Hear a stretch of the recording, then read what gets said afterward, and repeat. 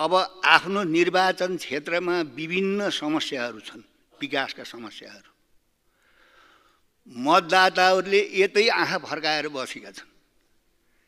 हाम्रो माननीयले हाम्रो निर्वाचन क्षेत्रभित्र के विकास ल्याउँछ भनेर अहिले पनि हामीले चाहिँ जनतालाई सांसद भनेको तपाईको चाहिँ ऊ विधायक हो, उसले त विधान बनाउने हो, नियम बनाउने हो। सम्बन्धित मन्त्रालयले सम्बन्धित ठाउँबाट देशको समानुपातिक विकास हुनुपर्छ भन्ने मान्यता अनुसार त्यो प्रणाली हामीले स्थापना गर्न सकेको भए बजेट बाँड्ने बेलामा जसको शक्ति उसको भक्ति हुन्थ्यो। विगतमा हामीले हेर्यौं नि, समानुपातिक रूपले चाहिँ अब देशका सबै जनताको यो राष्ट्रको ऐश्वर्यमाथि समान अधिकार छ भन्ने प्रवृत्ति हामी सत्तामा शक्तिमा ठाउँमा बसेका मान्छेमा त्यो प्रवृत्ति छ कि छैन?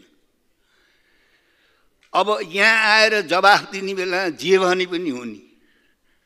हेर्नुस् है, हामीले अहिले यो अध्यादेशको विरोध लोकतन्त्रको विरोध गर्न हो, गणतन्त्रको विरोध गर्न हो। तपाईहरुले चाहिँ अब यस्तो चाहिँ यो चाहिँ संसद बोलाउन चाहिँ तपाईहरुलाई नपर्ने कारण के हो भने तपाईहरुको आफ्नो कुनियतै लुकिया हुन्छ नि यसमा त।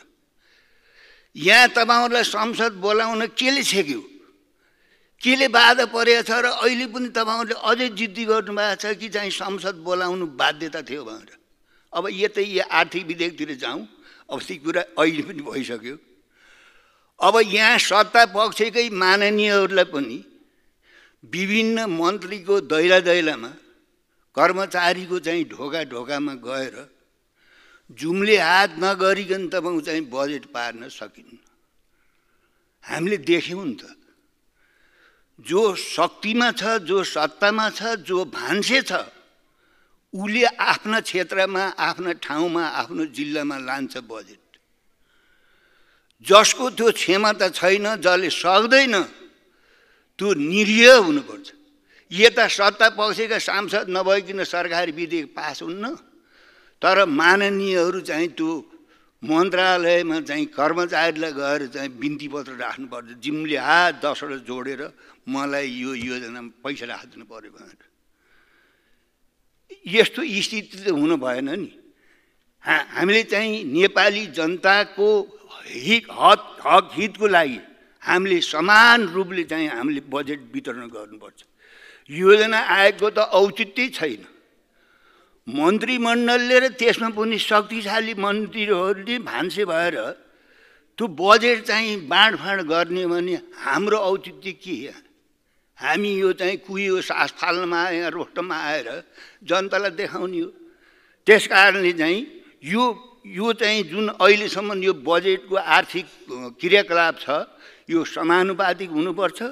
अहिलेसम्म सम्बन्धित ठाउँमा बस्ने भान्सेहरूले जे जति गल्ती कमजोरी गरे पनि अहिले पनि अब बजेट त आउनेवाला छ। त्यसमा हामी आशा गरौँ कि चाहिँ नि विगतका गल्ती कमजोरी जसले जे गरे पनि अब बजेट चाहिँ समानुपातिक रूपले चाहिँ बजेट वितरण गर्नुपर्छ। यसमा हिनामिना पार्न पाइँदैन भन्ने किसिमले यो जुन विधेयक जुन छ यसको औचित्य छैन भनेर यसको विरोधमा आएको हो। धन्यवाद।